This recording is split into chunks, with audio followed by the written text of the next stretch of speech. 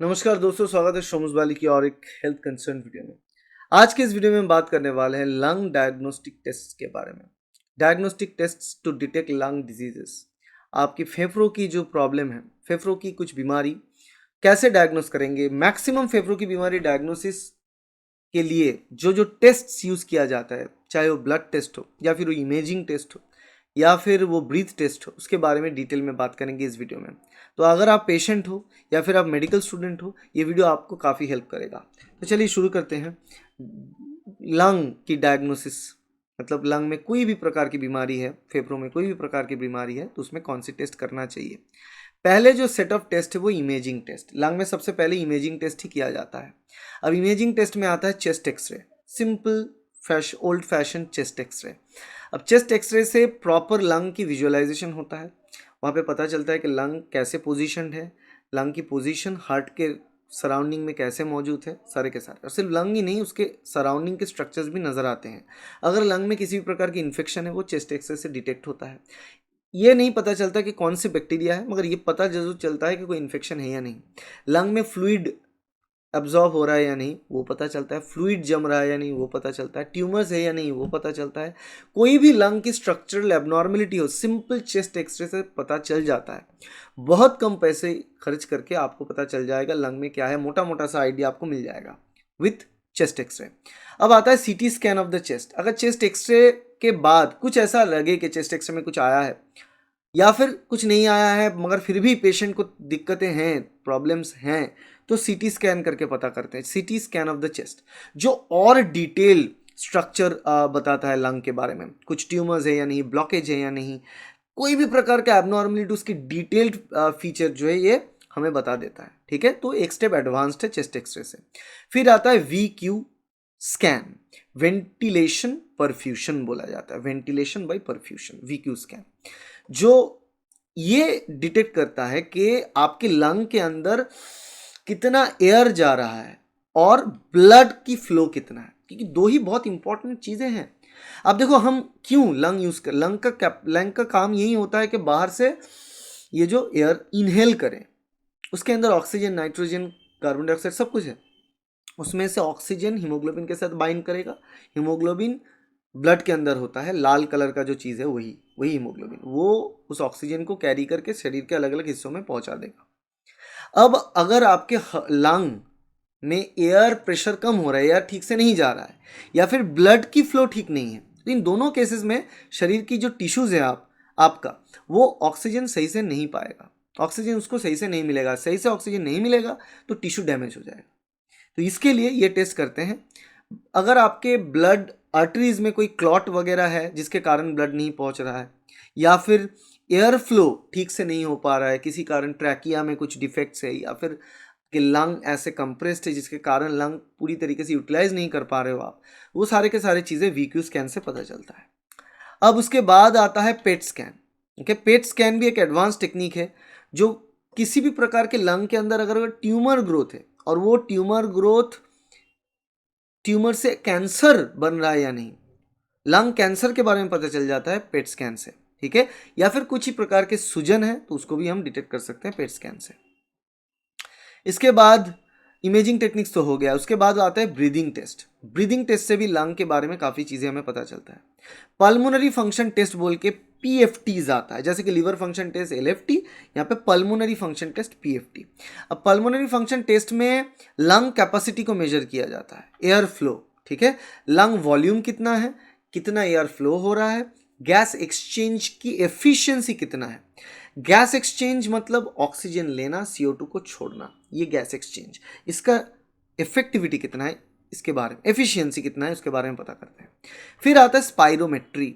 अब देखो spirometry air flow obstruction को डिटेक्ट करता है। ठीक है, एयर एक्सेलेशन, वॉल्यूम कितना एयर आप छोड़ रहे हो, कितनी मात्रा में एयर जा रहा है, उसका स्पीड क्या है, ये सब कुछ स्पाइरोमेट्री डिटेक्ट करता है। ठीक है, एयर फ्लो को मेजर करता है। फिर यहाँ पे मेथाकोली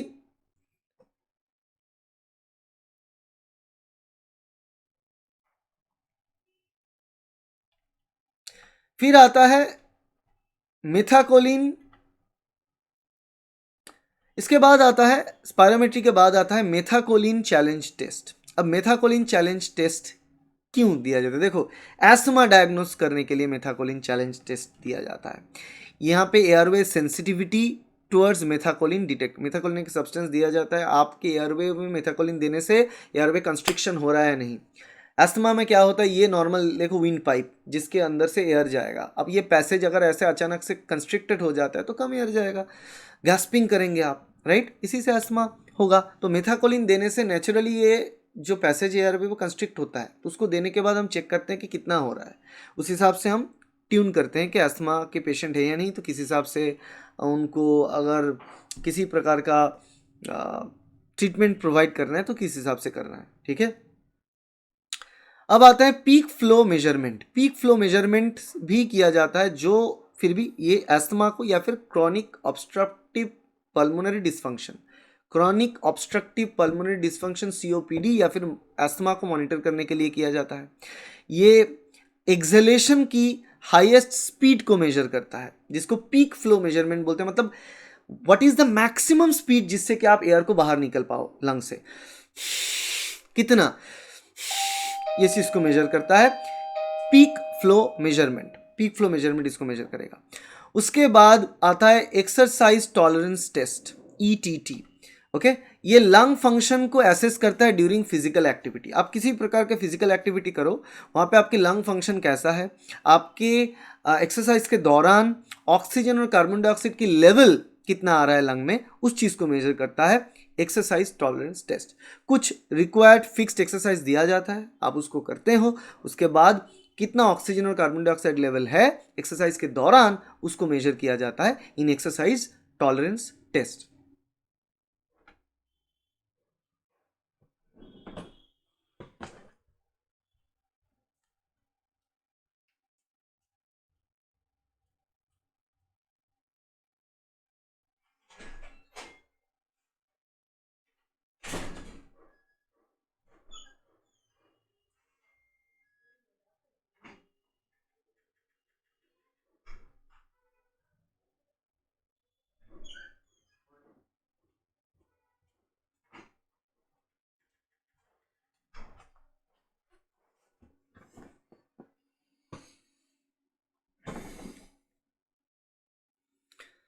अब इसके बाद ब्रीदिंग टेस्ट हो गया, उसके बाद आता है नॉन इन्वेसिव टेस्ट। कौन कौन सी नॉन इन्वेसिव टेस्ट किया जाता है, जहाँ पे आपके शरीर को किसी भी तरीके से इम्पैक्ट ना करके, अंदर से इम्पैक्ट ना करके बाहर से जो टेस्ट होता है, ऑक्सीजन सैचुरेशन टेस्ट, जिसको सिंपली पल्स ऑक्सीमीटर से किया जाता है।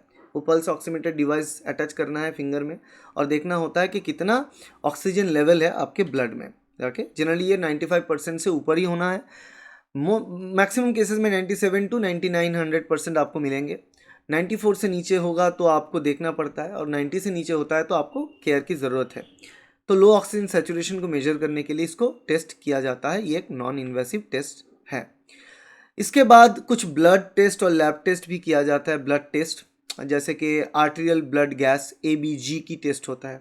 Okay, arterial blood gas, arteries में कितना, आर्टरी के अंदर जो ब्लड होता है उसमें कितना ऑक्सीजन है, ठीक है, क्योंकि नॉर्मली लंग की फंक्शन को टेस्ट करने के लिए तो अलग अलग ब्रीथ टेस्ट हमारे पास है ही, मगर उसके बाद ये भी जानना होता है कि ये जो ऑक्सीजन आ रहा है ब्लड में, खून में, वो खून के साथ कितना मिल रहा है, कितना रह पा रहा है, उस चीज़ को हम इवेल्युएट करते हैं with arterial blood gas test.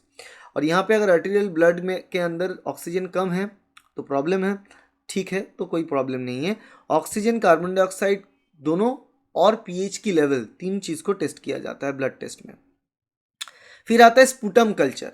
अगर पेशेंट को ये प्रॉब्लम है कि खांसी हो रहा है, उसमें खून आ रहा है, या फिर सस्पेक्ट होता है कि टीबी की या फिर किसी भी प्रकार की इन्फेक्शन की, लंग इन्फेक्शन की, चेस्ट इन्फेक्शन भी लोग बोलते हैं, मगर वो chest infection is kind of similar with the lung infection, यहाँ पे उस हिसाब से लोग यूज़ करते हैं टर्म को। तो उसके लिए स्पुटम कल्चर किया जाता है। जो स्पुटम आपका आता है कफ, उस चीज़ को माइक्रोस्कोपिकली एनालिसिस किया जाता है कि उसके अंदर कोई बैक्टीरिया है या फिर फंजाई है या फिर वायरस है, तो वो है या नहीं उसको हमको डिटेक्ट कर सकते हैं। बैक्टीरिया है या फंजाई हम डिटेक्ट कर सकते हैं, और वायरल इन्फेक्शन में तो होता ही है स्पुटम, वहाँ पे डिटेक्ट करना डिफिकल्ट है, मगर बैक्टीरिया फंजाई को डिटेक्ट काफ़ी आसानी से कर सकते हैं, ठीक है। किस प्रकार के बैक्टीरिया का इन्फेक्शन है, किस प्रकार का फंजाई इन्फेक्शन है, उसको हम डिटेक्ट करके उस हिसाब से ट्रीटमेंट प्लान प्रिस्क्राइब करेंगे, ठीक है, ये हो गया। फिर आते हैं एलर्जी टेस्ट। अब देखो एलर्जी टेस्ट क्यों इंपॉर्टेंट है, क्योंकि एलर्जी में वेजोडाइलेटेशन और एयरवे कंस्ट्रिक्शन दोनों चीज़ होता है। वेजोडाइलेटेशन मतलब आपके ब्लड वेसल्स जो हैं वो डायलेट हो जाएंगे, मतलब उसका जो इंटरनल डायमीटर है वो बढ़ जाएगा, ये वेजोडाइलेटेशन। और क्या होता है, एयरवे, जो एयरवे जितना होता है वो कंस्ट्रिक्ट हो जाएगा, एयरवे कंस्ट्रिक्शन। तो एलर्जी से एयरवे कंस्ट्रिक्शन होता है, और एलर्जेटिक रिएक्शन से जब एयरवे कंस्ट्रिक्शन हो जाएगा तो प्रॉब्लम होगा। तो यहाँ पे हमको एलर्जेटिक रिएक्शन, जो भी किस प्रकार के एलर्जेटिक रिएक्शन है जो लंग को इंपैक्ट करता है, एयरवे को कंस्ट्रिक्ट करता है, उस चीज़ को पता करने के लिए एलर्जेटिक रिएक्शन होता है। तो एलर्जेंस पाए जाते हैं बाहर जो एलर्जेंस पाए जाते हैं वो रेस्पिरेटरी सिम्टम को ट्रिगर करता है, राइट।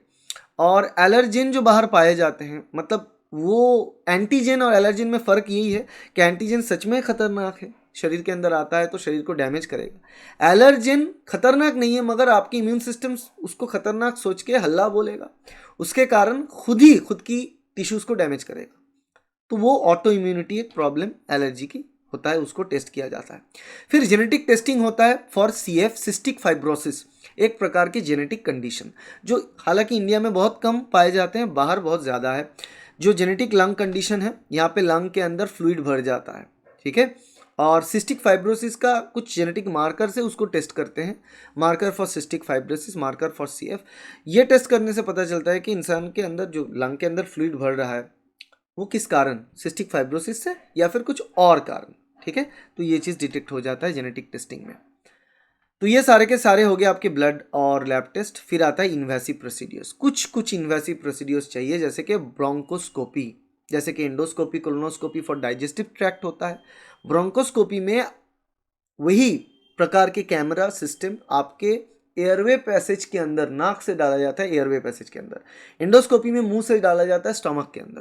तो एक फ्लेक्सिबल ट्यूब को यूज़ करके ये किया जाता है, और कोई ब्लॉकेज है या नहीं देखने के लिए, ट्यूमर है या नहीं देखने के लिए, या फिर कोई सूजन है या नहीं एयरवे में, उसको चेक करने के लिए इसको किया जाता है।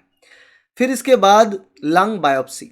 अगर देखा जाए कि लंग के अंदर कोई प्रकार की ग्रोथ है, ट्यूमर्स ग्रोथ है, तो उसको टिश्यू को लिया जाता है चेक करने के लिए। या फिर कुछ और केस, जब इन्फेक्शन आप सस्पेक्ट कर रहे हैं डॉक्टर की कुछ प्रकार की इन्फेक्शन है, सूजन है, कुछ कारण है, या फिर ऑटो इम्यून डिसऑर्डर के कारण है, वहाँ से टिश्यू को लिया जाता है ताकि बायोप्सी किया जाए। इन्फेक्शन, कैंसर या फिर अलग कुछ बीमारी को डिटेक्ट करने के लिए बायोप्सी किया जाता है, ठीक है। और आता है थोरासेंथेसिस। ओके, थोरासेंथेसिस जो होता है, ये यहाँ पे आपकी जो लंग है उसमें फ्लूइड मौजूद है या नहीं, क्योंकि जो प्लूरल स्पेस होता है वहाँ पे कुशनिंग मिलता है हमारे लंग को, वो कुशनिंग चाहिए, ठीक है। वो कुशनिंग अगर नहीं होगा तो ये लंग का काम ना बलून की तरह होता है, ऐसे बढ़ जाना फिर घट जाना, बढ़ जाना फिर घट जाना, वॉल्यूम बढ़ता है फिर घटता है। और ये कुशनिंग अगर ना है, प्लूरल स्पेस में अगर फ्लूइड डिपॉजिट हो जाएगा तो ये कोलैप्स कर जाएगा। तो प्लूरल स्पेस में फ्लूइड डिपॉजिट है या नहीं, इसको डिटेक्ट करने के लिए थोरासेंटेसिस किया जाता है, ओके। और इन्फेक्शन के कारण भी हो सकता है, कैंसर के कारण भी प्लूरल स्पेस पे फ्लूइड पाया जा सकता है, इंजरी के कारण पाए जा सकते हैं। ये सारे के सारे चीज़ हम देख सकते हैं विद दिस टेस्ट। तो इससे इन्वेसिव प्रोसीड्यूर्स खत्म होता है, इससे टोटल डायग्नोस्टिक टेस्ट का लिमिट खत्म होता है। ये सारे के सारे डायग्नोस्टिक टेस्ट किया जाता है to detect lung disorders, lung में कुछ बीमारी है या नहीं, फेफड़ों में कुछ प्रॉब्लम है या नहीं, उसको डिटेक्ट करने के लिए किया जाता है। आशा करते हैं वीडियो आपके लिए हेल्पफुल रहा। अच्छा लगा तो लाइक करना, शेयर करना अपने दोस्तों के साथ, कलीग के साथ, स्टूडेंट्स के साथ, और बताना कमेंट पे क्या आपको अच्छा लगा या नहीं। Thank you, bye.